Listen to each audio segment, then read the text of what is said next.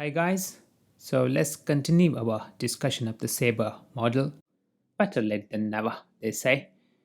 We saw that in its most popular form, it assumes the following dynamics for the forward price of the underlying, where alpha is itself a stochastic process which follows the geometric Brownian motion.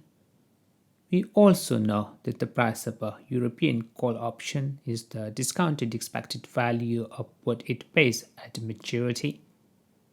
And we then saw that one can decompose the expected value as follows. The only unknown is this p.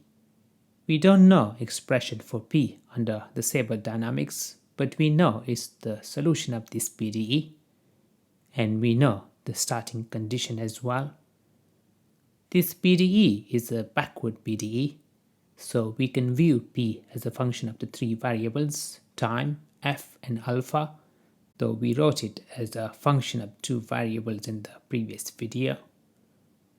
Now we need to solve this PDE, but the trouble is we don't know how to solve this equation, so what to do?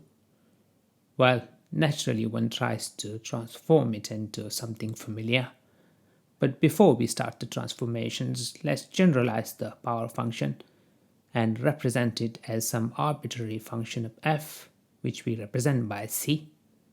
This is just to help resist the temptations to evaluate the derivatives of the power function when transforming the variables. We have the power function in these three places. So the first one will just get replaced by the function c. The second one contains square, so it gets replaced by the square of c. And the third one by just the function c. So let's make the replacements. What Hagan et al. Do next is to introduce the perturbation parameter, epsilon, and both the SDEs. So essentially, alpha becomes epsilon times alpha. When epsilon equals 0, we have a trivial problem, and when it equals 1, we have the SABR model. Remember our discussion of the singular perturbation methods in the previous video? Now the PDE will also have to change, but it's easy. We find alphas and replace them by alpha times epsilon. So we multiply each alpha squared by epsilon squared really. So we are ready to apply the transformations now, which are in many ways similar to the ones we used to transform the Black-Scholes PDE to the heat equation, though things are slightly more involved here. The first one is time reversal. So we represent time in terms of the remaining maturity, tau. Capital T is the maturity date and small t represents today. So tau is just the time to maturity. And in terms of this variable, we can pretend that we are starting with the known position, because when time to maturity equals 0, it means no uncertainty, so we know what there is to know. And then as tau increases, our PDE will tell us how the value of p changes, and we should then be able to price options with any maturity. So the first parameter of p is now the remaining maturity as opposed to t. We will need to transform the derivative.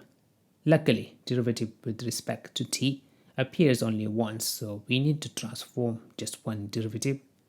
We use the chain rule.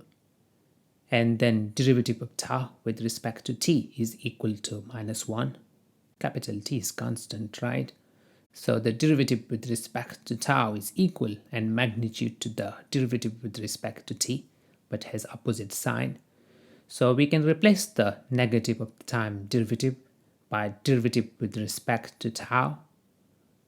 The second transformations involve some aggregate measure of volatility and goes as follows. Looks more complicated than what we had in the Black-Scholes, but let's discuss some motivation behind this choice. Remember the diffusion equation and the visuals that we had? Let's say at time 0, we start with everything concentrated at one point. We know the diffusion means as the time progresses, the matter will diffuse. And if we want to know the value at a given location at some arbitrary time t, then we can use this formula. This is the solution of the diffusion equation as we saw in the fundamental solution video. Our PDE is more complicated, but the leading term is similar to the diffusion equation. We just have a longer expression for D. So one can use the solution of the diffusion equation as the base and then approximate the solution as expansion around this solution. Notice we have the expansion and the exponent, but the term and the exponent is similar to the expansion of this integral, or its square to be precise. For if you were to expand this around k, then it would look something like this, and this motivates the following transformation.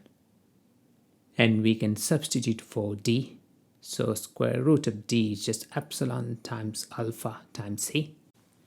If you're looking for a field, then essentially the term in the denominator is just the volatility, and we are aggregating this from k, the strike price of the option, to f, the price of the underlying.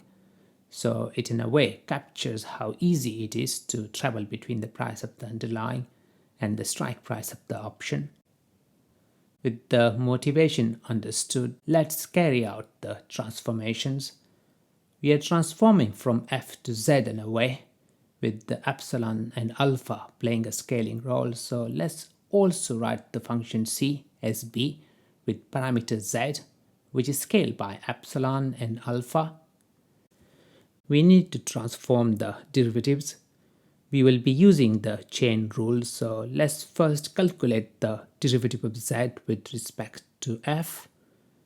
F only appears as the upper integration limit, so Leibniz rule tells us that its derivative will be the expression evaluated at f, and we then replace function c by b.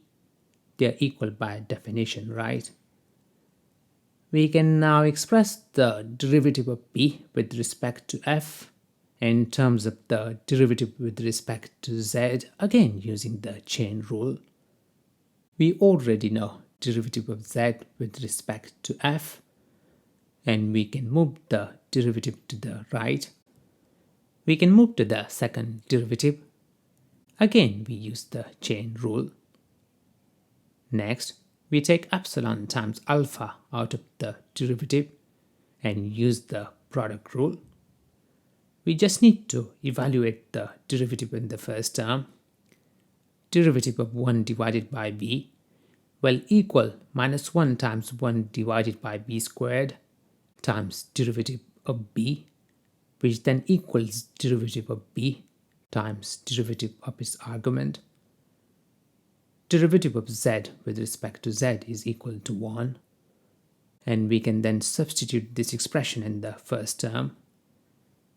We then substitute for dz by df, and we can now get rid of the brackets. And the PDE, this derivative appears with the coefficient, so we multiply the right hand side by the same coefficient. And then in the first term, we have some lucky cancellations and a bit more cancellations in the second term. Let's remove the intermediate steps, and we can now make the replacement in the PDE. Let's move to the derivative with respect to alpha. Again, to facilitate the derivation, we first calculate derivative of z with respect to alpha. Alpha appears outside the integration, so it's a lot easy. Derivative of 1 divided by alpha equals minus 1 divided by alpha squared. And then this expression is the same as the expression for z, except we have the minus sign and an extra alpha in the denominator. We can now aim at the derivative of p with respect to alpha. This is only slightly tricky in that we will have to use the total derivative. When alpha changes, p changes, but alpha also affects z, which affects p, so it will have an indirect impact through z. We can substitute for dz by d alpha. On to the second derivative then. We use the same total derivative. though the expression we applied the rule to is a bit longer. Direct impact of alpha and then indirect impact of alpha via z. We substitute for dz by d alpha. We can now try to evaluate the derivatives. The first term inside the first term is easy. For the second, we use the product rule. Same goes for the second term. Again, the first term is easy, and the second just needs the product rule. Next, we get rid of the brackets. So we keep these terms and then multiply every term inside the brackets by minus z divided by alpha. We can combine similar terms. We can add this one, so the coefficient becomes 2. And then we do the same to another set of terms. So the expression has simplified. Again, this derivative appears with the coefficient and the PDE. So we multiply every term on the right hand side by this coefficient. We now look for cancellations. The 2 is an easy one to spot. And then the alpha squared here. And another alpha squared. And this alpha here as well. Let's write it in a tidy form. We already have the derivative with respect to z and the PDE, so let's combine them. So we bring down the second derivative and the first derivative. We don't have to do anything with the first two terms. We combine the terms containing the first derivative and the terms containing the second derivative.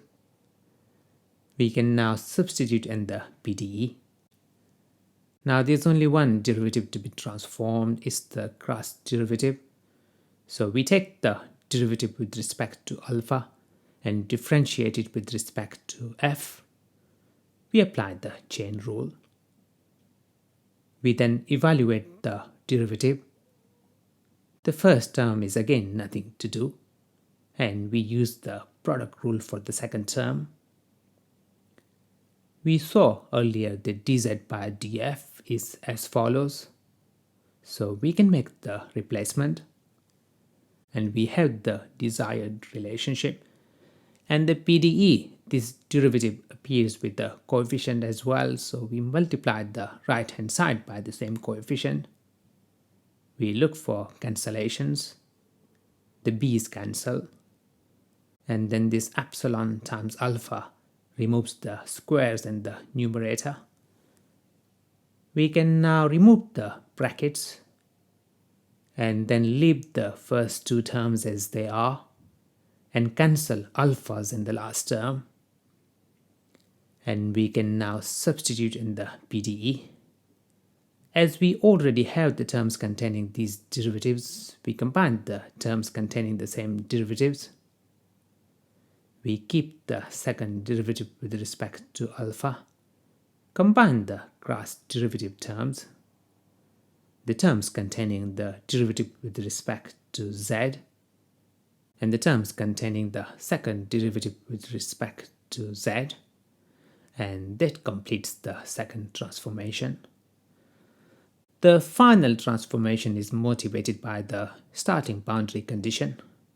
Remember, the initial boundary condition is as follows.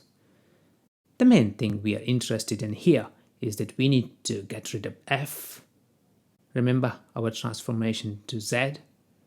When f equals k, then does anyone remember the rules? Does it mean the integral will evaluate to 0? But it's not as easy though, because the delta function comes to life when f equals k.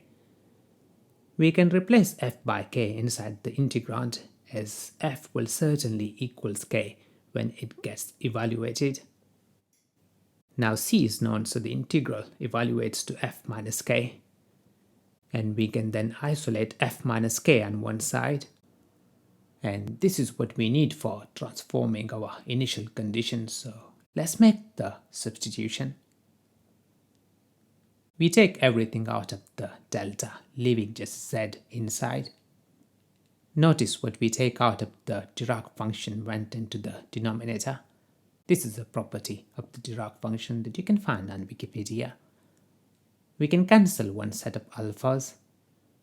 We then isolate the Dirac function on one side by shifting everything else to the left hand side. And we now introduce a new symbol for this function, p hat, and this gives us the final transformation.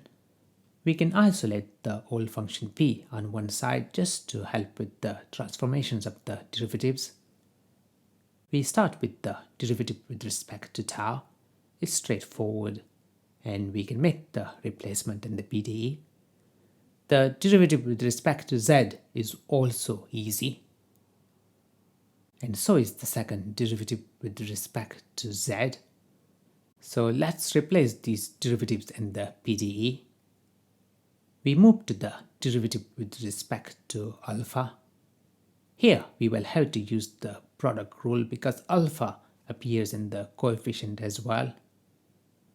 Let's first compute the cross derivative, which is easy because z doesn't appear in the coefficients.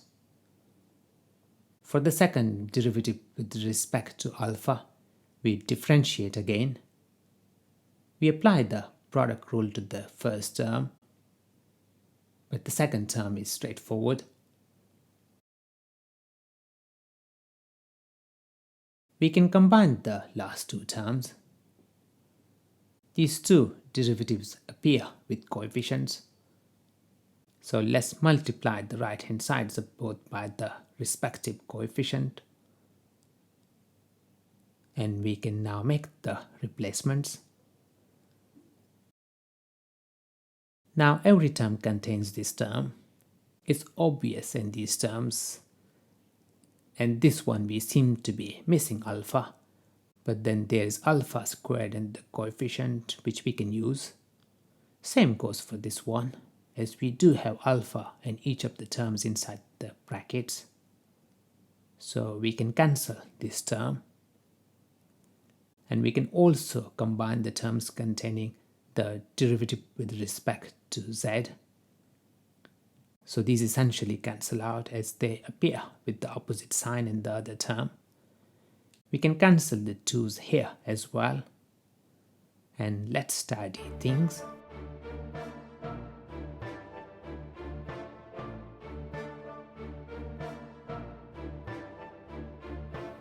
So we have transformed the PDE to this form, and the initial condition is just delta function of z.